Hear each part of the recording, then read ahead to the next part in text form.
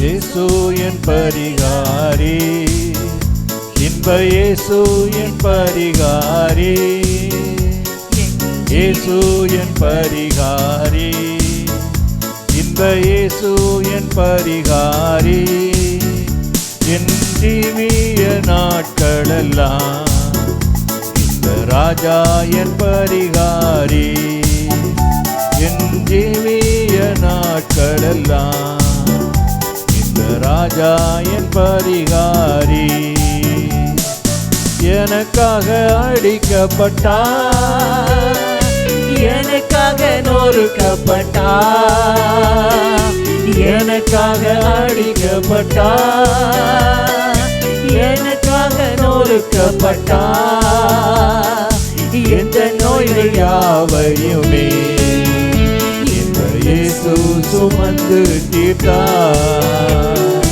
எந்த நோய்கள் யாவையுமே இந்த இயேசு சுமந்து தீர்த்தார்.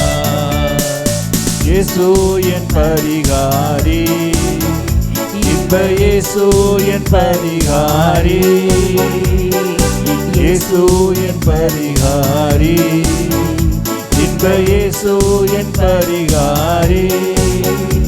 என் ஜீவிய நாட்களெல்லாம் இந்த ராஜா என் பரிகாரி, என் ஜீவிய நாட்களெல்லாம் இந்த ராஜா என் பரிகாரி.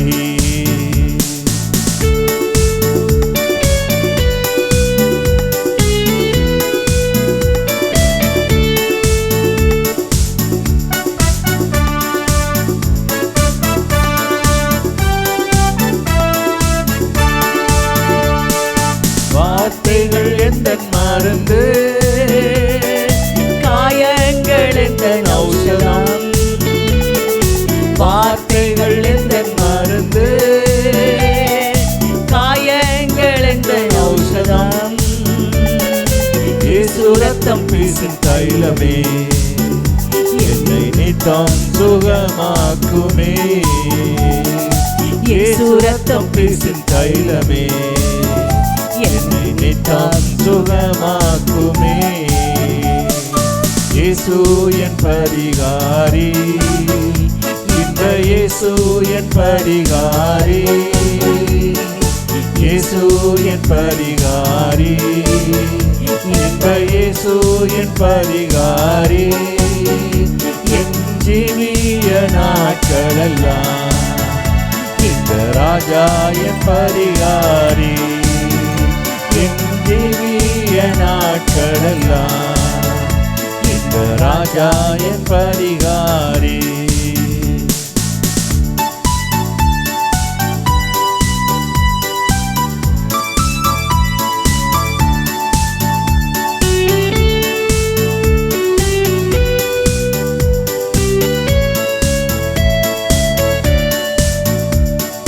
பலவீனம் நீக்குகின்றார், பலவானை மாற்றுகின்றார், பலவீனம் நீக்குகின்றார், பலவானை மாற்றுகின்றார். கழுகுக்கு சமானமாக வாழ வயதாக மாற்றுகின்றார், கழுகுக்கு சமானமாக வாழ வயதாக மாற்றுகிறார். இயேசு என் பரிகாரி, இன்ப இயேசு என் பரிகாரி, இயேசு என் பரிகாரி, இன்ப இயேசு என் பரிகாரி. என் ஜீவிய நாட்களெல்லாம் இந்த ராஜா என் பரிகாரி, என் ஜீவிய நாட்களெல்லாம் இந்த ராஜா என் பரிகாரி.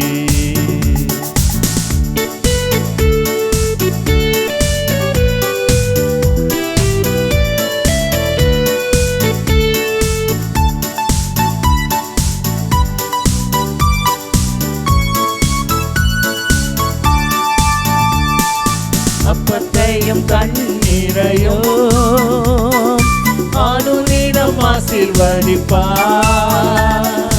அப்பத்தையும் தண்ணீரையும் அனுதினம் ஆசீர்வதிப்பார்.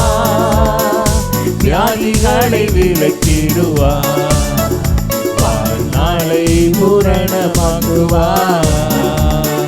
வியாதிகளை விலக்கிடுவார்.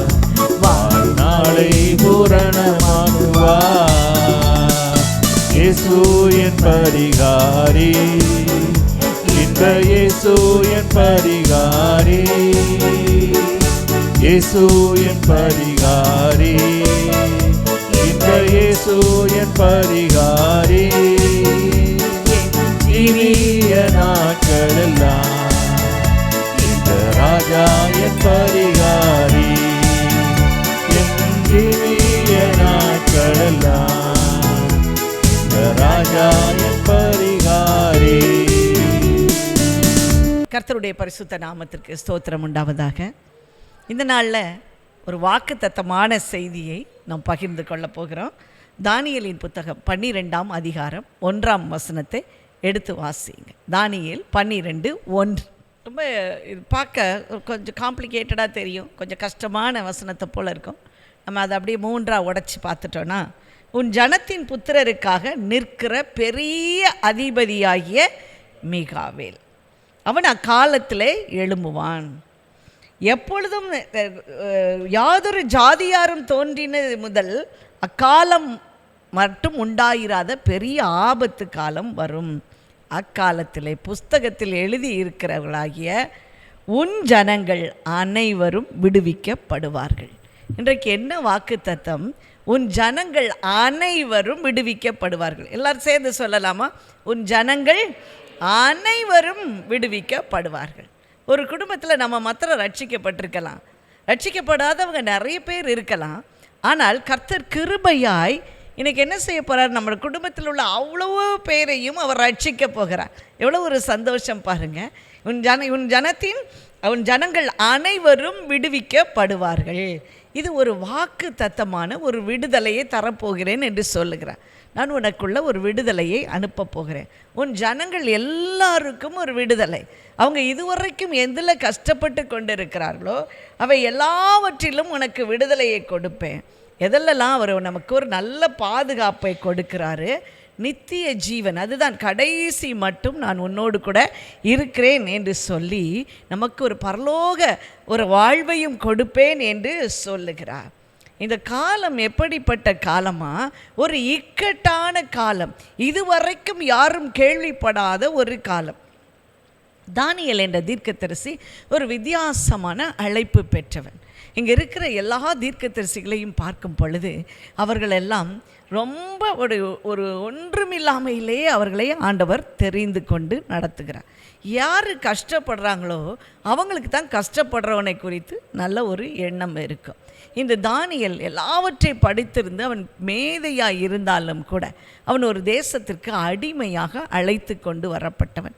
அடிமையாக மாத்திரமல்ல, அவன் அன்னகராக மாற்றப்பட்டவன். அப்படின்னா உங்களுக்கெல்லாம் தெரியும், அவன் ஒரு ஆணும் அல்ல பெண்ணும் அல்லாதபடி ஒரு ஆணாக இருந்தவனை இப்படிப்பட்ட நிலைமையிலே ராஜாக்கள் வைத்து விடுவார்கள். அவர்கள் திருமணம் செய்ய முடியாது. இதுதான் இன்றைக்கு இந்த தானியேலை கூட இப்படிப்பட்ட ஒருவனாய் மாற்றிவிட்டாங்க. அவனுக்கு எல்லாம் இருந்தது, அவனுக்கு எல்லாம் ஞானம் இருந்தது, எல்லாம் இருந்தது.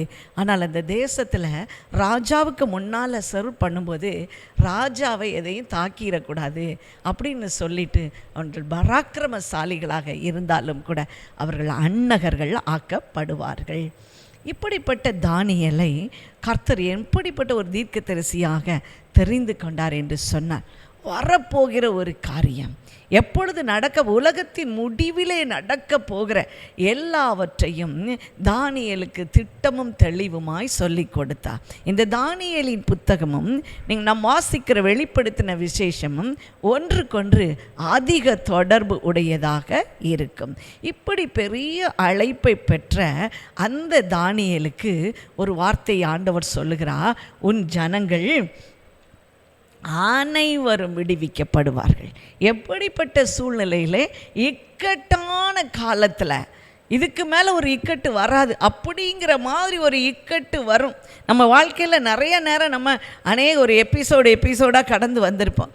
ஒரு குறிப்பிட்ட காலத்தில் இப்படி இதுதான் நமக்கு பெரிய உபத்திரவமாக இருக்கும். அடுத்தது இன்னும் கொஞ்ச நாள் கழித்து வேறு ஒன்று வந்துடும். இப்படியே நம்ம என்ன செய்வோம், கடைசி நான் நினைப்பேன், சின்ன பிள்ளையிலேருந்து எனக்கு ஒரு உபத்திரவம் தொடர்ந்து வந்துக்கிட்டே இருக்கும் பாருங்கள். நான் மற்றவங்களுக்காக, அதாவது எங்கள் வீட்டில் இருக்க மற்றவங்க கஷ்டப்படுகிறத பார்க்கும்போது எனக்கு ரொம்ப கஷ்டமாக இருக்குது. அதுக்காக நான் ரொம்ப ஜெபம் பண்ணுவேன், என்னுடைய சகோதர சகோதரிகள்லாம் கஷ்டப்படுகிறத பார்க்கும்போது.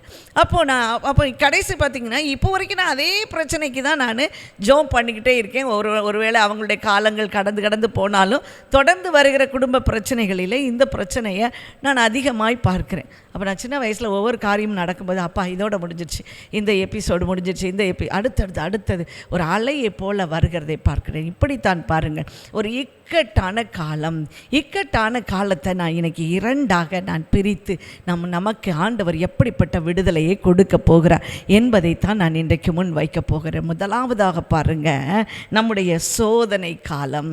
நமக்கு சோதனை காலம், ஒவ்வொருவருக்கும் ஒரு டெஸ்ட் இருக்குது, ஒரு சோதனை இருக்குது, ஒரு உபத்திரவத்தின் காலம் இருக்குது. வேதம் சொல்லுகிறது, உலகத்தில் உங்களுக்கு உபத்திரவம் உண்டு, ஆனாலும் நீங்கள் ஜெயம் கொள்வீர்கள். நான் உலகத்தை ஜெயித்தேன். நீங்கள் எப்படி ஜெயம் பெறுவீர்கள்? நான் உலகத்தை ஜெயித்தது போல நீங்களும் ஜெயம் பெறுவீர்கள். அதிகமான கஷ்டப்படும் பொழுது சிலர் நம்ம ஆறுதல் படுத்த உண்மையாக நல்ல ஜெபிக்கிறவங்க என்ன சொல்லுவாங்க தெரியுமா? இவ்விதமான விபரீதங்களை சகித்த இயேசுவையே நினைத்து கொள்ளுங்கள் அப்படிங்கிற வசனத்தை சொல்லுவாங்க. நம்ம படுற கஷ்டம் ஒன்றுமே இல்லை. அவர் பல விபரீதங்களை சகித்தார். அவர் யாருக்கு அற்புதம் செய்தாரோ அவர்களே கல்லை வைத்து எறிய வந்தார்கள். அவர்களை இவரை கொலை செய்ய வேண்டும் என்று சொல்லி சத்தமிட்டார்கள். இதை விடையா நமக்கு ஒரு சோதனை வரப்போகுது என்று சொல்லுவார்கள். ஒருவருக்கு ஒருவர் இப்படியாக பேசிக்கொள்வோம். இதுதான் சோதனை காலம். இக்கட்டான ஒரு காலம் வருகிற பொழுதே ஆண்டவர் சொல்லுகிறார், நான் உன் ஜனங்கள் எல்லாரையும் விடுவிப்பேன். எப்படிப்பட்ட ஒரு இக்கட்டு வரப்போகுதான் பாருங்க. யாதொரு ஜாதியாரும் தோன்றினது முதல் அக்காலம் மட்டும் உண்டாயிராத ஆபத்து காலம் வரும். கடைசி மணி துளியில் நம்ம நின்று கொண்டிருக்கிறோம். End time. அநேகர் எண்டு டைம் மினிஸ்ட்ரி என்று சொல்லி மினிஸ்ட்ரி ஆரம்பிக்கும்படியாக கர்த்தர் ஒரு குறிப்பிட்ட காலகட்டத்திலே வைத்தார். இன்னும் நான் வருகிறேன், கிட்டத்தட்ட 25 ஆண்டுகளுக்கு முன்னே சொல்லிக்கொண்டே இருக்கிறேன். ரொம்ப பக்கத்தில் வந்துட்டோம் அப்படின்னு தான் நான் நினைக்கிறேன். ரொம்ப சீக்கிரம் வந்துட்டோம். அப்பொழுது ஒரு ஆபத்து வரப்போகிறது. ஆனால் ஆண்டவர் சொல்லுகிறான், நான் உனக்கு ஒரு தப்பிக்கொள்ளுகிற போக்கை கொடுக்க போகிறேன், நான் உன்னை விடுவிப்பேன். தப்பிக்கொள்ளுகிற போக்கு. உன் ஜனங்கள், நீ மட்டும் தப்பிக்க போகிறதில்ல, உன் ஜனங்கள் எல்லாரும், உன் கூட யாரெல்லாம் சேர்ந்து நிற்கிறார்களோ அவர்கள் எல்லாரும் விடுவிக்கப்படுவார்கள். இது எவ்வளவு பெரிய ஒரு மேன்மையான வாக்குத்தத்தம். நமக்கு ஆண்டவர் நம்மை சுயநலமாக நடத்தலை, நம்மை ஒரு பெருந்தன்மையோடு ஒரு பெரும் கூட்டத்துக்கு ஆசீர்வாதமாக நடத்துகிறார். நம்ம குடும்பத்துக்கு நம்ம ஒரு சாட்சி, நம்ம குடும்பத்துக்கு நம்ம ஒரு ஆசீர்வாதம். உடன்படிக்கை பெட்டி எங்கே இருந்ததோ அங்கே அந்த வீடு ஆசீர்வதிக்கப்பட்டது. இன்றைக்கு நாம் எங்கே இருக்கிறோமோ நிமித்தமாக நம்முடைய குடும்பம் ஆசீர்வதிக்கப்படுகிறது, அநேகர் ரட்சிக்கப்படுகிறார்கள் என்று சொல்லி நாம் எடுத்துக்கொள்ளலாம். இப்படிப்பட்ட ஆபத்து காலம், இதை குறித்து பாருங்கள், நீங்கள் எடுத்துக்கொள்ளலாம். அப்போஸ்தலர் 27ஆம் அதிகாரத்தை நம்ம எடுத்துக்கொள்வோம். 16ஆம் வசனத்திலிருந்து நம்ம பார்க்கும் பொழுது பாருங்கள், அங்கே பவுலை அவங்க கட்டி அவனை வெறும் சிறைக்கு கொண்டு போகிறாங்க. அவனோடு கூட அநேகர் கட்டப்பட்டவர்களாய் கடந்து போகிறார்கள். அங்கே 100க்கு அதிபதி என்பவன் அங்கே அவர்களை கப்பலிலே ஏற்றிக்கொண்டு அங்கே ஒரு தனிமை தீவிலை விட்டு விடும்படியாக அவர்கள் அழைத்து செல்லப்படுகிறார்கள். அப்படியா அங்கே அநேக விசாரணைகள் நடத்தப்படும்படியாக ராயனுக்கு முன்பாக நிற்க வேண்டும், ராஜாக்கள் முன்னாக நிற்க வேண்டும் என்று சொல்லி அவனை அழைத்து கொண்டு கப்பல் வழியாக போகிறார்கள். அங்கே போகும்போது பாருங்கள், ஆனால் கப்பல் அங்கே கடுமையான சேதம். அங்கே இருக்கிற அந்த கப்பல் ரொம்ப ரஃப் சீயாக இருந்தபடியினால் அங்கே கடுமையான ஒரு சேதம் உண்டாகி கொண்டிருந்தது. அப்போது இவங்கெல்லாம் சொன்னாங்க, சொறி மணலில் போய் இந்த கப்பல் மாட்டிக்கொள்ளக்கூடாது என்று சொல்லி அவர்கள் நங்கூரங்களை எல்லாம் இறக்கிவிட்டு சில பொருட்களை எல்லாம் எறிந்தார்கள். என்னெல்லாம், இது ஒரு வியாபார கப்பலாக இருந்திருக்கலாம். ஆகவே அங்கே நிறைய பொருட்களை ஏற்றி கொண்டு சென்றிருப்பாங்க. கூடவே இந்த ஜனங்களையும் கொண்டு போகிறாங்க. அப்போ இவர்களுக்கு சாப்பிடுவதற்கு தேவையான எல்லாவற்றை கோதுமை மூடை எல்லாத்தையும் தூக்கிது அப்படியே வெளியில் போட்டு கொஞ்சம் இந்த படகை, இந்த கப்பலை அவர்கள் லகுவாக்கினார்கள் என்று சொல்லி பார்க்கிறோம். ஆனால் பாருங்கள், அப்படி தொடர்ந்து பார்க்கும் பொழுது பெரும் காற்று மழையினால் மிகவும் அடிபட்டதுனாலே சில சரக்குகளை கடலிலே எறிந்தார்கள்.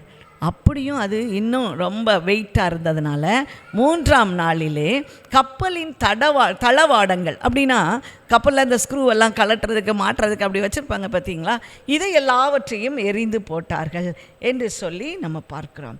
ஆனாலும் இன்னும் முழுமையும் நம்பிக்கை அற்றவர்களாக இருந்தார்கள். 21ஆம் வசனத்தை வாசிக்க கேட்போம். இப்போ அவன் சொல்கிறான், எல்லா பிரயாணிகள்கிட்டையும் 100க்கு அதிபதிட்டையும் சொல்கிறான், நீங்கள் நான் சொன்னேன்ல கிளம்பாமல் இருங்கண்ணா, நான் நீங்கள் கிளம்பிட்டீங்க பரவாயில்ல, ஆனால் நீங்கள் என்ன செய்யுங்க, போஜனம் பண்ணுங்க. என்னை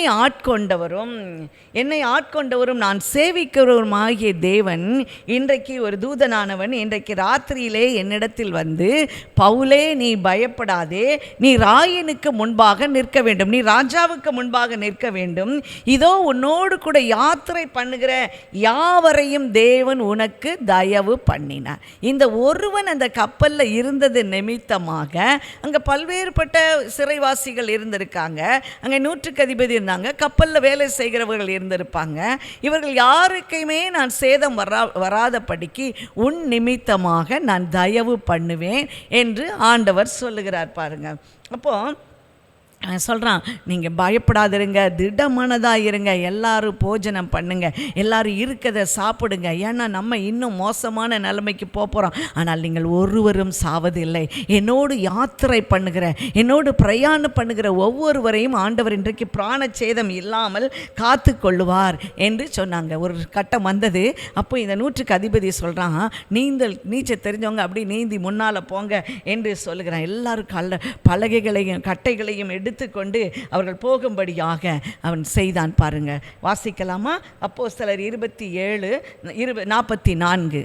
இவ்விதமாய் எல்லாரும் தப்பி கரை சேர்ந்தார்கள். ஹல்லேலூயா! உன் ஜனங்கள் அனைவரும் விடுவிக்கப்படுவார்கள். ஆண்டவர் இன்னைக்கு தீர்க்க தரிசனமாக பவுலோடு பேசுகிறார். எங்க பாருங்க, கடல் கொந்தளிப்பு இருக்கு, கப்பலில் இருக்கிறாங்க, ஒரு கைவிடப்பட்ட நிலைமையில் இருக்கிறாங்க. இந்த நேரத்தில் ஆண்டவர் ஒரு தீர்க்க தரிசனத்தை கொடுக்கிறார். நீங்கள் எல்லாரும் விடுவிக்கப்படுவீங்க, இல்லைங்க உங்களுக்கு ஒரு பிராண சேதம் இருக்காது. இன்றைக்கு வேதம் சொல்லுகிறது, தீர்க்க தரிசிகளை நம்புங்கள், தீர்க்க தரிசனங்களை நம்புங்கள். தீர்க்க தரிசனம் இல்லாத இடத்துல ஜனங்கள் சீர்கெட்டு போவார்கள், ஜனங்கள் சீர்கெட்டு போவார்கள். ஒரு ஒரு ஒரு சமயம் பாருங்கள், ஆண்டவர் நிறைய பேசுவார், எங்களோட நிறைய பேசுவார். அப்போது இதற்காக ஜெபிக்கும்படியாக வருவாங்க. வாட் நெக்ஸ்ட், நாங்கள் என்ன அடுத்தது பண்ணணும் அப்படின்னு சொல்லி. அப்படி வரும்போதெல்லாம் எனக்கு ஒரே சிரிப்பாக இருக்குது, நம்ம என்னத்தை சொல்ல போகிறோம் அப்படின்னு நினைப்பேன். ஆனால் கர்த்தர் அந்த குறிப்பிட்ட அந்த மனிதர்கள் வந்த உடனே அவர்கள் குறிப்பிட்ட அந்த கஷ்டத்தை சொல்லும்போது தேவன் என்னை ஞானத்தினால் நிரப்புவார், அவர் ஒரு தீர்க்க தரிசனத்தை கொடுப்பார், நான் அதை சொல்லுவேன். அந்த நாளில் ஆண்டவர் அவர்களுக்கு விடுதலையை கொடுத்திருக்கிறார், நானே பார்த்துருக்கிறேன். ஆனால் ஒவ்வொரு முறையும் நான் அப்படி ஜெபிக்கும் பொழுதெல்லாம் சொல்லுவேன், ஆண்டவரே எனக்கு ஒன்றும் தெரியாத, நாங்கள் ஏதாவது ஒரு பெரிய கஷ்டத்தை சொல்லிட்டாங்கன்னா நான் என்ன சொல்லுவேன்? ஆண்டவர் கரெக்டாக சொல்லுவார், ரொம்ப கரெக்டாக சொல்லுவார். சில நேரம் வேனெல்லாம் போட்டு வருவாங்க, எனக்கு ரொம்ப ஆச்சரியமாக இருக்கும், நம்மகிட்ட போய் வராங்களே அப்படின்னு. ஆனால் கொஞ்சம் கொஞ்சமாக என்ன ஆச்சு, நிறைய ஆத்துமாக்கள் வர ஆரம்பித்தாங்க. இந்த தீர்க்க தரிசனங்கள் ஆத்துமாக்களை கொண்டு வந்தது. இதுக்கு தான் ஆண்டவர் தீர்க்க தரிசனங்களை கொடுக்கிறார். பாருங்க, எத்தனை ஆத்துமாக்கள் ஒரு சமயம் கூட, ஒரு முறை கூட இயேசுவை அறியாதவர்கள் வந்தார்கள். வீட்டில் எவ்வளவுதான் நீங்கள் வாங்க ஆண்டவரை நேசிங்க சேவிங்கன்னு சொன்னாலும் சொல்லாதவர்களாம், அப்படி செய்யாதவர்களாம் இந்த தீர்க்க தரிசனத்தை கண்டு ஆண்டவரிடத்துல ஓடி வந்தார். இப்படி வந்துட்டு இருக்கும்போது பாருங்கள், ஒரு பாயிண்டில் ஒரு நிலையில் சில பாஸ்டர்ஸ் என்ன சொன்னாங்கன்னா, நீங்கள் அங்கே போய் குறி கேட்க போகிறீங்க, அவங்க குறி சொல்லிக்கிட்டு இருக்காங்க, குறி கேட்க போகிறீங்க, இதுதான் என் மேலே விழுந்த ஒரு குற்றச்சாட்டு பாருங்கள், அதனால் நீங்களாம் போகாதீங்க அப்படின்னு சொன்னாங்களாம். எனக்கு இது ரொம்ப ஆச்சரியமாக இருந்தது. ஏன்னா எல்லாருமே அடுத்த டெசிஷன் என்ன அப்படி கேட்க தான் வருவாங்க. நான் சொல்லலை, ஆண்டவர் சொன்னார். அப்போ நான் நினச்சேன், இப்போ ஏதாவது ஒரு குற்றம் சொல்லும்படியாக இப்படி வந்திருக்கிறாங்க. கொஞ்ச நாளில் நிறைய பேர் ஸ்டாப் ஆயிட்டாங்க. அப்போ நான் சிலருடைய வாழ்க்கையை கதையை கேட்கும்போது நான் ரொம்ப வருத்தப்பட்டிருக்கேன். ஐயோ, இவர்களை எப்படியெல்லாம் ஆண்டவர் கொண்டு வரணும்னு நினச்சார், எப்படி நேசித்தார். இந்த குடும்பங்கள் எவ்வளவு அழகாக ஒரு ஃப்ளரிஷாக ஒரு நல்ல செழிப்புள்ளதாக வரணும்னு நினச்சார். ஆனால் பாருங்கள், இப்படிப்பட்ட ஒரு கூறில்லாத வேலை அப்படின்னு தான் சொல்லுவோம். கூறில்லாமல் செஞ்சு இந்த ஆத்துமாக்களை எல்லாம் பின்வாங்க வச்சு இன்றைக்கு அவர்கள் காணாமல் கரைந்து போகும்படியாக செய்து விட்டார்கள். இது பிசாசின் தந்திரம். இது என்ன செய்யும்? மனிதர்களை இப்படி தூண்டிவிட்டு இப்படியாக அவர்களை அப்புறப்படுத்தி விடும். ஏனென்றால் அவர்கள் வாழக்கூடாது. திருடன் திருடவும் கொல்லவும் அழிக்கவுமே அன்றி வேறு ஒன்றுக்கும் வரான். இப்படிப்பட்டதை நமக்கு நல்லா அனலைஸ் பண்ணணும். ஆகவே தான் ஆண்டவர் தீர்க்க தரிசிகளை அனுப்புகிறார், தீர்க்க தரிசனங்கள் சொல்லும்படியாக செய்கிறார். தீர்க்க தரிசனம் நிறைய பேர் நானும் கேட்டிருக்கேன். அவங்க என்ன செய்வாங்கன்னா, அவர்கள் ஒரு கூறு இல்லாமல் சொன்னவங்களாம் நான் பார்த்துருக்கேன். ஆனால் நம்ம ரொம்ப அனலைஸ் பண்ணி இது உண்மையிலேயே கர்த்தருடைய வார்த்தை தானா அப்படின்னா கர்த்தர் கட்டாயம் அதை நிறைவேற்றி முடிப்பார். இந்த பவுல் பாருங்க, இதில் அப்பியாசப்பட்டவன், ஆண்டவருடைய பேச்சை கேட்டு கேட்டு கேட்டு பழக்கப்பட்டவன். ஆகவே ஆண்டவர் சொல்கிறாரு, இன்னைக்கு உன்னோட யாத்திரை பண்ணுறவங்கெல்லாம் உனக்கு அவங்களுடைய பிராணன் உனக்கு கிடைக்கும். அப்போ அவன் இன்னும் ஒரு இன்டெலிஜென்ட்டாக ஒன்று சொல்கிறான் பாருங்கள். எல்லாரும் எழுந்து போஜனம் பண்ணுங்க, எல்லாரும் சாப்பிடுங்க. ஒரு தீர்க்கதரிசி இப்படித்தான் அழகாக அதை சேனலைஸ் பண்ணணும். நீங்கள் உங்களுக்கு நல்ல ஒரு சக்தி வரட்டும். நீங்கள் இனிமேல் என்ன செய்ய போகிறீங்க? நீந்த போகிறீங்க. அதெல்லாம் அவன் சொல்லலை. அவன் என்ன சொல்கிறான்? எழுந்து சாப்பிடுங்க, இன்றைக்கி என்னோடு கூட யாத்திரை பண்ணுகிற எல்லாரும் எனக்கு கிடைப்பீங்க அப்படின்னு. அவங்க எழுந்து சாப்பிட்டாங்க. நல்லா நீந்துவதற்கு அவர்கள் முடிந்தது. கர்த்தர் யாவரையும் கரை சேர பண்ணினார். இன்றைக்கு இதே வாக்கு தத்தத்தை தான் நமக்கு ஆண்டவர் கொடுக்கிறார். உன் ஜனங்கள் அனைவரும் விடுவிக்கப்படுவார்கள். எப்போ? சோதனையான நேரத்தில், கப்பல் சேதத்தில் இருக்கும்போது, நம்முடைய வாழ்வு சேதத்தில் இருக்கும்போது, எங்கேயும் பெரிய பிரளயம் உண்டாகி கொண்டு இருக்கும்போது, காற்றும் கடலும் அப்படியே சீறிக்கொண்டு இருக்கும் பொழுது கர்த்தர் சொல்லுகிறார், உன் ஜனங்கள் உன் நிமித்தமாய் விடுவிக்கப்படுவார்கள். இன்றைக்கி நம்முடைய குடும்பத்தில் இப்படிப்பட்ட ஒரு பெரிய சீறி அடிக்கிற மதிலை போல ஒரு பெரிய காற்று எழும்பி இருக்கிறதோ, இன்றைக்கி ஆண்டவர் ஒரு நம்பிக்கையை சொல்லுகிறார், உன்னுடைய ஜனங்கள் உன் நிமித்தமாய் விடுவிக்கப்படுவார்கள். ஹல்லேலூயா. இதை கேட்டுக்கொண்டிருக்க யாராயிருந்தாலும் சரி, கர்த்தர் இந்த வார்த்தையை தீர்க்க தரிசனமாய் நமக்கு சொல்லுகிறார். தத்தளிப்பின் பாத்திரத்தை உங்கள் கையிலிருந்து அவர் நீக்கி போடுவேன் என்று சொல்லுகிறார். உங்கள் குடும்பத்தில் என்ன தத்தளிப்பு, என்ன சோதனை காலம் இருந்தாலும் கர்த்தர் இன்றைக்கு அனைவரையும் விடுவிக்க போகிறார். ஹல்லேலூயா. அனைவரையும் நம்ம நிமித்தமாக எவ்வளோ ஒரு ஆசீர்வாதத்தை நம்ம மேலே ஆண்டவர் வைத்திருக்கிறாரு பாருங்க. ஒரு சமயம் ஒரு அரசன் இருந்தான். அவனுக்கு ஒரு கல் ஒன்று கிடைத்தது, ஒரு அருமையான கல் கிடைத்தது. அப்போ அவன் சொன்னான், நான் எல்லாரையும் கூட்டி இந்த கல்லுக்குள்ளே ஒரு எழுத்தை எழுத வேண்டும், அந்த எழுத்தை நான் பார்க்கிற பொழுதெல்லாம் அது பெரிய காரியத்தை செய்ய வேண்டும் என்று சொல்லி, அப்படிப்பட்ட ஒரு வாசகத்தை யார் கொண்டு வராரோ அவர்களுக்கு நான் பரிசு கொடுக்க போகிறேன். அப்போ எல்லாரும், என்னடா இது குட்டியோண்டு மோதிரம், அந்த மோதிரத்தில் இருக்க ஒரு கல்லில் என்ன வாசகம் எழுத முடியும் அப்படின்னு சொல்லி யோசிச்சாங்க. அப்போ ஒரு பெரியவர் என்ன சொன்னார், நான் இதிலே ஒரு வாசகத்தை எழுதுகிறேன் என்று சொன்னார். சொல்லிட்டு அவர் சொன்னார், நான் உன்னுடைய தகப்பனாகிய அந்த பெரிய ராஜாவுக்கு நான் ஒரு நல்ல ஒரு சிநேகிதனாக இருந்தேன். ஆகவே அடிக்கடி அவர் என்னோடு கூட சொல்லுகிற ஒரு வார்த்தையைத்தான் நான் உனக்கு எழுதி கொடுக்க போகிறேன் என்று சொல்லி அதில் எழுதி கொடுத்து விட்டார். அதை எழுதி கொடுத்து இவரும் மறந்து விட்டார். சில நாட்களிலே பாருங்கள், ஒரு பெரிய யுத்த சேனை புறப்பட்டு வந்தது. இவனை அழிக்கும்படியாக அவர்கள் கிட்ட நெருக்கி விட்டார்கள். ஆகவே இவனோடு சேர்ந்த எல்லாரும் சேர்ந்து அவர்கள் ஓட ஆரம்பித்தார்கள். ஓடி ஓடி ஓடி ஒவ்வொரு ஊராக கடந்து கடைசியில் ஒரு எண்டு பாயிண்ட்டுக்கு வந்து விட்டார்கள். அதற்கு மேலே ஓடவும் முடியலை, ஒளியவும் முடியலை. ஒரு இடத்துல போய் எல்லாரும் லாக் ஆகிட்டாங்க. லாக் ஆகும்போது எங்கேயும் திரும்பி பார்த்தா அங்கே யார் வந்துட்டுருக்கான்னா பகைகர்கள் வந்து கொண்டு இருக்கிறாங்க. இப்போ என்ன செய்யலை தெரியல. அந்த நேரத்தில் அவன் என்ன செஞ்சுருக்கான், அவனுடைய கைகளை பார்க்கும்போது அந்த மோதிரத்தில் உள்ள வாசகம் அவனுடைய கண்களில் தென்பட்டது. அது என்ன வாசகம் தெரியுமா? இதுவும் கடந்து போகும். அந்த வார்த்தை என்னது? இதுவும் இப்படி நிலையாக இருக்காது, இதெல்லாம் போயிடும். இன்றைக்கி ஆண்டவரை தான் சொல்கிறேன், நமக்கு இதுவும் கடந்து போகும். நம்ம எந்த கஷ்டத்தில் இருக்குமோ இதுவும் என்ன செஞ்சிடும், கடந்து போகும் அப்படின்னு சொன்ன உடனே இந்த ராஜாவுக்குள்ளே ஒரு புது வெளிச்சம் உண்டாயிற்று. டக்குன்னு திரும்பினான் பாருங்க. அவனுடைய படையை சொன்னால், புறப்படுங்கள், இப்பொழுது அந்த எதிரியை நம்ம என்ன செய்ய போகிறோம், இதே மாதிரி ஒரு எண்டுக்கு கொண்டு வர போகிறோம் அப்படி என்று வேகமாய் அவர்கள் துரத்த தொடங்கினார்கள். கடைசியில் அந்த எதிரிகள் எல்லாம் இல்லாமல் போய்விட்டார்கள். எது அவர்களுக்கு ஒரு பெரிய உத்வேகத்தை கொடுத்தது? இந்த வாசகம், இதுவும் கடந்து போகும் என்ற வாசகம் அவனுக்கு ஒரு உத்வேகத்தை கொடுத்தது. பாருங்க, இன்றைக்கு ராஜா மாத்திரம் காக்கப்படலை, அந்த தேசமே காக்கப்பட்டது இந்த ஒரு வாசகத்தை வைத்து பாருங்க. இப்படித்தான் ஆண்டவர் இன்றைக்கு தேவ வசனங்கள் மூலமாய் நம்மோடு பேசுகிற வார்த்தையின் மூலமாக இன்றைக்கு நம்முடைய ஜனங்களை எல்லாரையும் அவர் விடுவிக்க போகிறார். ஹல்லேலூயா. அடுத்தபடியாக ஒரு காலம், அது என்ன காலம் தெரியுமா? ஆவிக்குரிய யுத்த காலம். ஆவிக்குரிய யுத்த காலம். சில நேரம் நம்ம ரொம்ப கஷ்டம் வந்துடும், ஜெபிக்கவே முடியாது, என்னன்னே தோணாது. எதுக்கு ஜெபிக்க, எதுக்கு ஜெபம் பண்ண, எப்படி ஜெபம் பண்ண ஒன்றுமே தெரியாது. ஒரு வாஷ் அவுட் ஆன மாதிரி இருக்கும், அப்படியே பிளாங்க் அவுட் ஆன மாதிரி இருக்கும், ஒன்றுமே தெரியாது, என்ன செய்யன்னு தெரியாது. கொஞ்ச நேரம் பாட்டு பாடி பார்ப்போம், கொஞ்ச நேரம் அப்படியோ முழங்கால் போட்டு பார்ப்போம், ஒன்றும் இருக்காது. பார்த்தா இருதயம் கல் மாதிரி ஒன்றுமே யோசிக்காது, அப்படியே ஸ்டில்லாக இருக்கும்.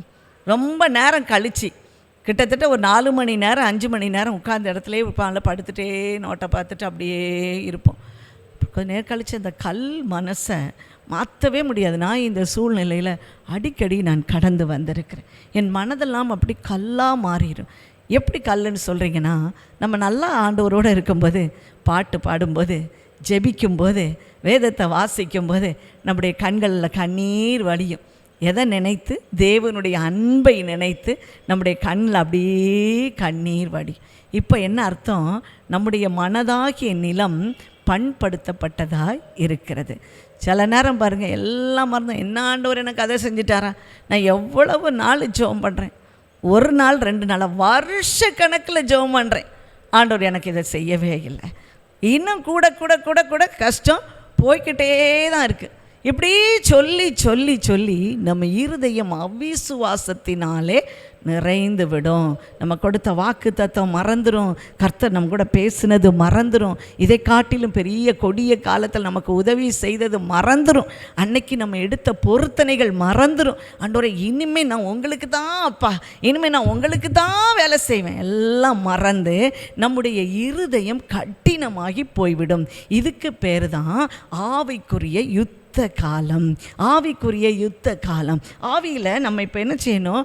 நிறைய போர் செய்யணும். நம்மை சுற்றிலும் பிசாசு இப்படிப்பட்ட எண்ணத்தை கொடுத்துக்கிட்டே இருக்கும். இன்னும் 4 பேர் வருவாங்க பாருங்கள், உங்களுக்கு எவ்வளோ கஷ்டம் வந்துட்டு, நீங்கள் எவ்வளவு ஜெபிக்கிறவங்க, எத்தனை ஆத்துமாக்களை கொண்டு வந்தவங்க, உங்களுக்கு போய் இப்படி ஒரு கஷ்டம். உடனே நம்ம மனசு, ஆமாம், அவங்கெல்லாம் சொல்கிறது எவ்வளவு கரெக்டு, ஆண்டவர் நம்மளை என்ன செஞ்சிட்டாரு, அப்புறப்படுத்திட்டாரு, அதோட சாப்டரை முடிச்சிட்டாரு அப்படின்னு நம்ம நினைப்போம். இதுதான் ஆவிக்குரிய யுத்த காலம். மனுஷங்க சொல்லுவாங்க, சூழ்நிலை சொல்லும், பிசாசு சொல்லும், கடைசியில் நம்முடைய இருதயம் கல்லை போல மாறிடும். பாருங்க, தானியேல் 12:1 நம்ம பார்த்தோன்னா, அக்காலத்திலே புஸ்தகத்தில் எழுதி இருக்கிறவர்களாக காணப்படுகிற உன் ஜனங்கள் அனைவரும் விடுவிக்கப்படுவார்கள். அங்கே அநேக புத்தகங்கள் பரலோகத்தில் உண்டு. அதிலே ஒரு புத்தகம் ஜீவ புத்தகம்.